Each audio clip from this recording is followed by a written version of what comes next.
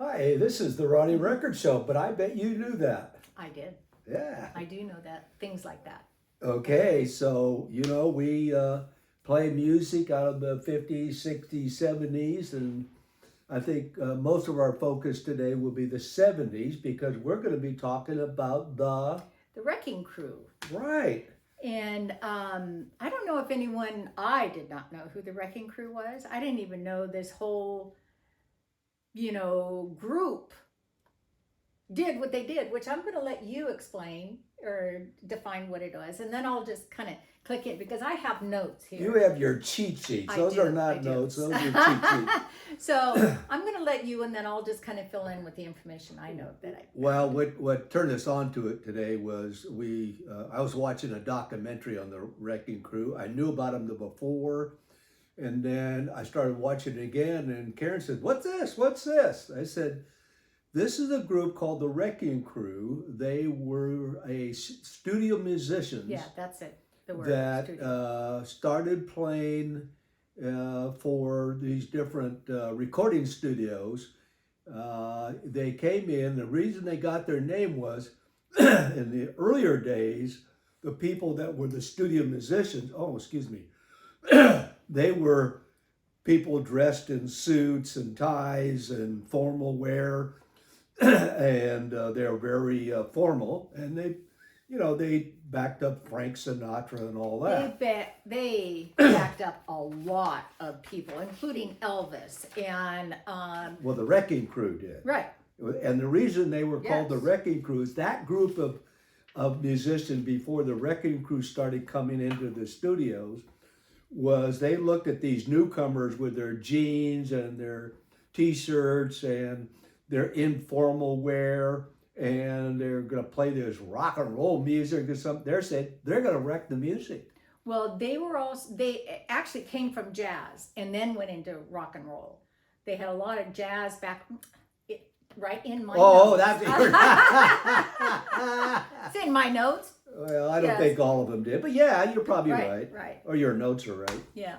Anyway, And do you know why they got the name of the Wrecking Crew? I just told everybody Because they were going to wreck the music. the whole music. Oh, you did say that. Sorry. Did I just say that, I was boys gonna- and girls? You I took think I my did. line away from me. But the Wrecking Crew are without a doubt the most recorded band in the history of music.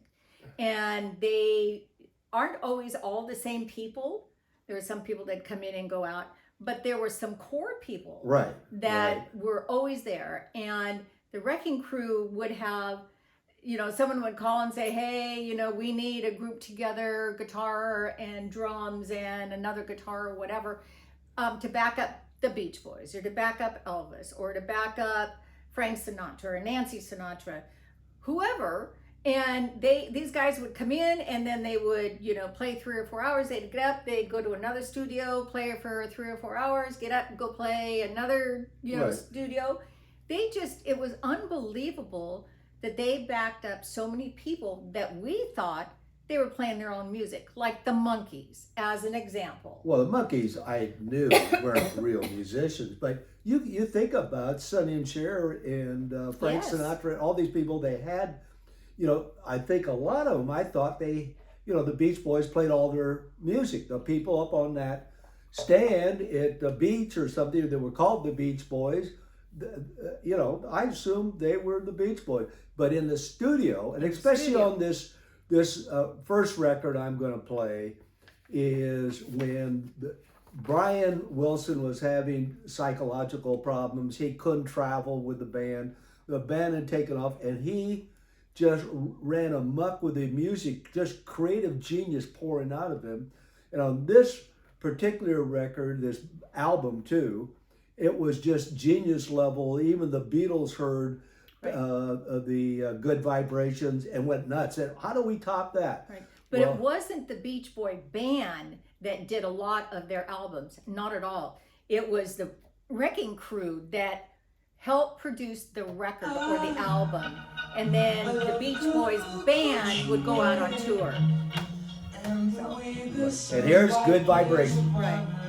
which Brian was the genius, but he came in and he got the Wrecking Crew in Yeah. to to back him up, and they created this just unbelievable music. When the Beach Boys came back off the road, they said, Whoa! Brian, what have you done? And this is touted as one of the best songs of all time. And like I said, the Beatles envied Brian and the Beach Boys. Yes. Good vibration. Awesome. You know, the other thing about the Wrecking Crew, they were only in the studio for maybe 10 or 12 years. It wasn't like they were in the studio backing up all of these other groups for a long period of time. They weren't. It was come in and then, especially when the band members couldn't play, and then all of a sudden the band members started to play. They were very good musicians, and that just kind of made the Wrecking Crew. Well, yeah, a lot of the groups at the end of the 70s started writing their own music. They were true musicians. Right. They didn't need this big backup studio. Well, it was before the end of the 70s. I mean, early 70s, a lot of those groups were still playing their own music. And they may have had a band, like the Wrecking Crew, come in, but it wasn't. Well, a lot of times the studio said, no, we don't need your band. Right. But they didn't say that to groups like the Rolling Stones or you know, the Beatles. The Rolling Stones were in Europe. They weren't in L.A. recording, I don't think. They're a British band. So anyway. I thought they recorded here. All right, never mind. But they were in Southern California. Right? I don't know. What are my notes? But the studios were in L.A. That's where people were flocking from New York to come what I just to. said. Are we going to have trouble here today?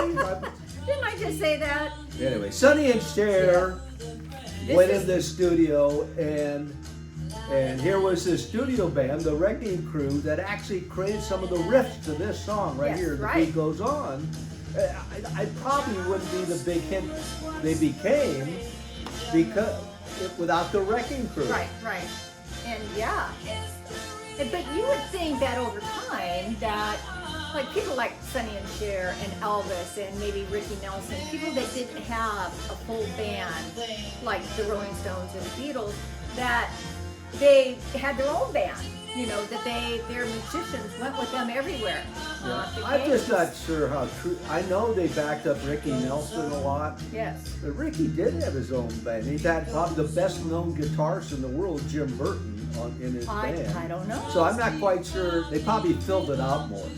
Maybe added. Added it's to, like I the think, Fifth Dimension and who else is in my notes? Bob Dylan, the Byrds, Tambourine Man.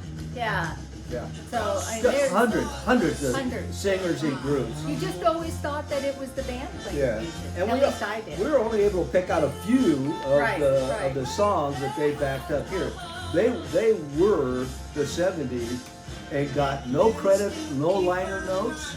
Yeah. No royalties. No royalties, even to this day. They got paid studio rates. And the only reason why I know about them is that Tuscadito's son, Tuscadito was a guitar player, his son put together this documentary that we saw. Right. And it's actually bringing the Wrecking Crew back into the focus again on giving them some credit. Not that they're going to get any money from it, but they probably got some money from the documentary. Maybe, yeah.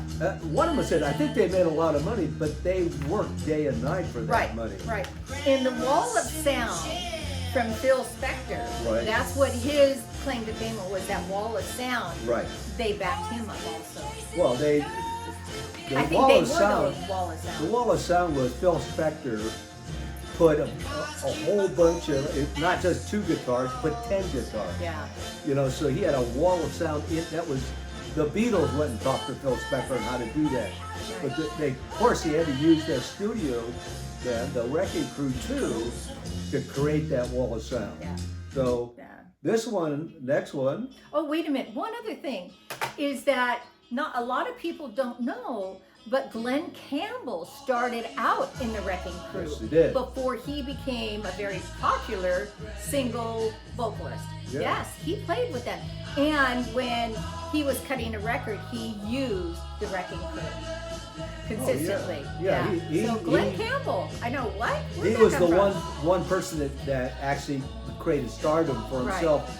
I don't know if anybody else did. Glenn Campbell was probably the only one. So this is the Mamas and Papas doing California Dreaming.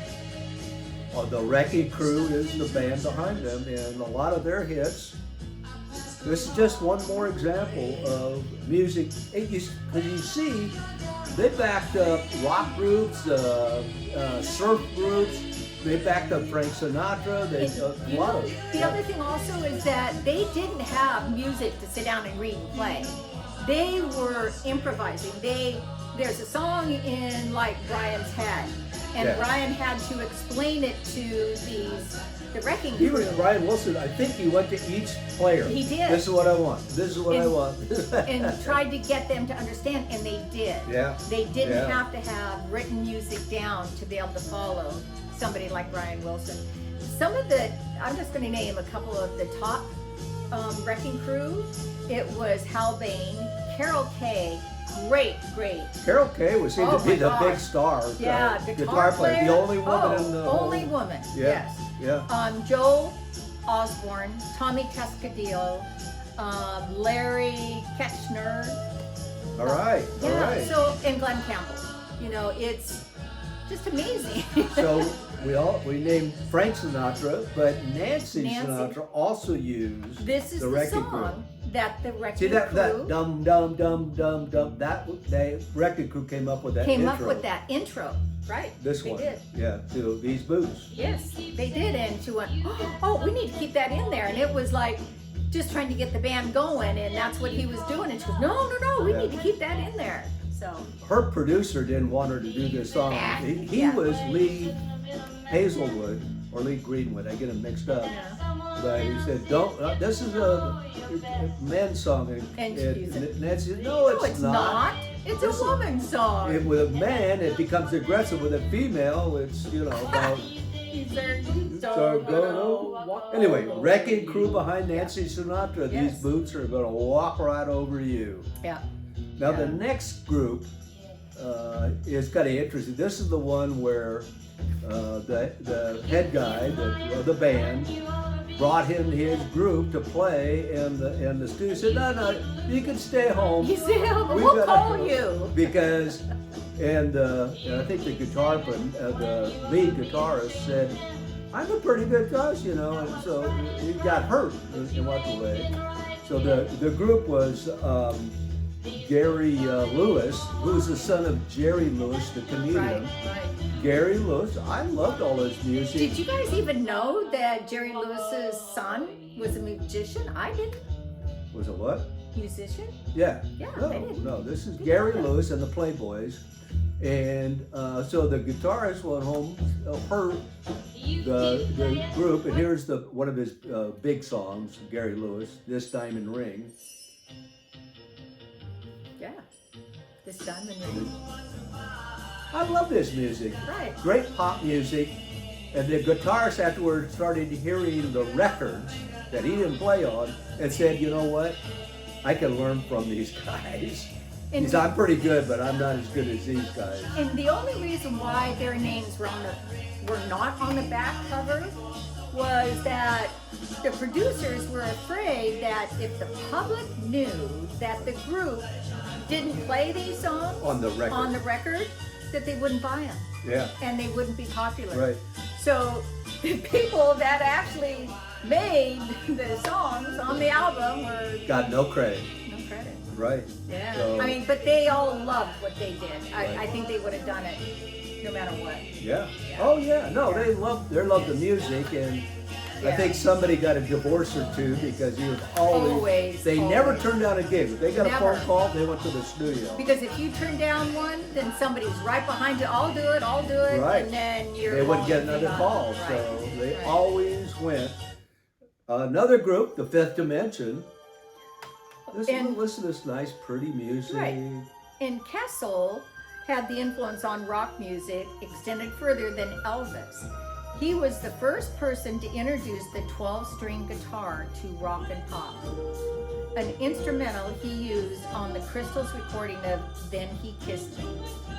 right? Do you have that one on here? No, I don't. I couldn't put them all on. And then of course the 12-string went on, and it's used now all over. Yeah. Everybody uses the 12-string. Do I know what I'm talking about?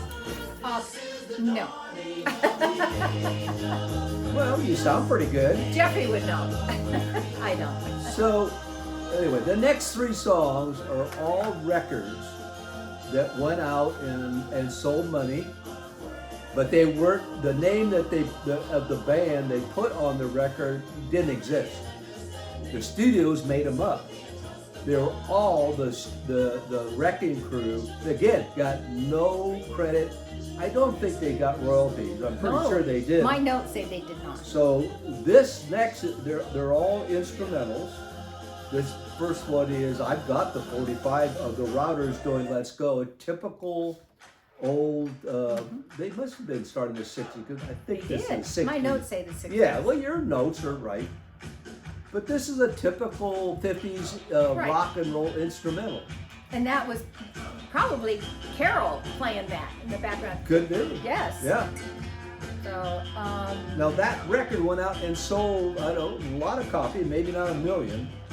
but the Wrecking Crew knew right from the very, very beginning when they started this studio playing that they were never going to get the credit. Right. We knew what that was, and we all knew the game, she said. So the studio got this other band and called them the Routers, and they sent them out in the road playing the actual Yeah. music that the Wrecking Wrecking Crew created and did Yeah. on the record. And the next one, the same thing. There was an Alka-Seltzer commercial that they said no matter what shape your tummy's in, and they needed music for it, so the Wrecking Crew came up with the music. Then the studio put out a song, the record, no matter what your stomach shape is in or something like that. They said it was by the T-Bones, which didn't exist again. That was the Wrecking Crew. It was a record group. They put this song out. Yeah. And you know, they did influence some of the musicians in these groups, like the Monkees. I can't remember the drummer's name of the Monkees, but he didn't know Michael how- Nesbitt was in there. I think there's Peter Tork that could Well, play he a was little. good. He played a little bit. guitar, Yeah. but the drummer did not know how to play, and the Wrecking Crew inspired him to take lessons Yeah, that's and right. learn, and then Right. come back, and actually he turned out to be a pretty good drummer. Well, good drummer. the Monkees learned a lot, and they could play somewhat, at Yeah. a fairly low skill level. I think Nesbitt did pretty good on the Yeah. drums. Yeah. Anyway, But he didn't in the beginning. this song was like the music, exactly the music behind the Alka-Seltzer commercial. I've got this 45. Yeah. No matter what, and the I next know. one, same thing. They put out a bunch of records. I have the album by the Marquettes. I didn't know that they were really with the Wrecking Crew, and this is Surfer's Stomp, our last one. It's a kind of a surf instrumental, very typical of the day, the late 60s. Yeah. And I should have brought the album out. It's called the Marquettes. There was no mention of the Wrecking Crew. And there was no real group called the Marquettes. Right. Well, you know what? We're going to kind of wrap this up, but if you have a chance, watch that documentary on YouTube. Right. Yeah, called The Wrecking Crew. The Wrecking It's Crew. worth watching. Yeah. I mean, I'm sure everybody else is a whole lot smarter when it comes to music than I am, but I had no idea. None. I was just blown away. The one thing I was blown away with, Karen, was they never sounded resentful. They didn't. They knew. No, she said we knew the game We knew the going game. in. We knew what was going to They happen. were grateful to have the work. They were, and they got paid well to come into the studio Right. and play for 3 or 4 hours, Yeah. or do a song or whatever, Yeah. and then go to the next studio, and then finally make it home to, I'm sure, a very upset wife. But Yeah. Anyway, You watch the documentary, you just get to appreciate the music more, the Wrecking Crew Yeah. more, the dedication that a lot of musicians have because they love what they do. And I think that's important in any craft, any occupation, if you love what you do, It's fun. it's fun. So All right, everyone. Thank you for joining us today. We certainly enjoyed it. it's the Ronnie Record Ronnie Show. Record Show, and I even learned some stuff too. Well, subscribe. This was a good one. Subscribe, ring that bell. and Yeah. keep watching. You know, we got about 50 episodes out there. Yeah. So pull up the Ronnie Record Show on your TV. You know, you can watch it on TV, which of course we like, because then we're stars. But you do on your phone, we're not on stars, your computer. but thank you very much. We love the following and all the comments. Oh my gosh, keep those comments coming. All right. I love you, sweetheart. I love you, and I love you out there. Thank you. See you later.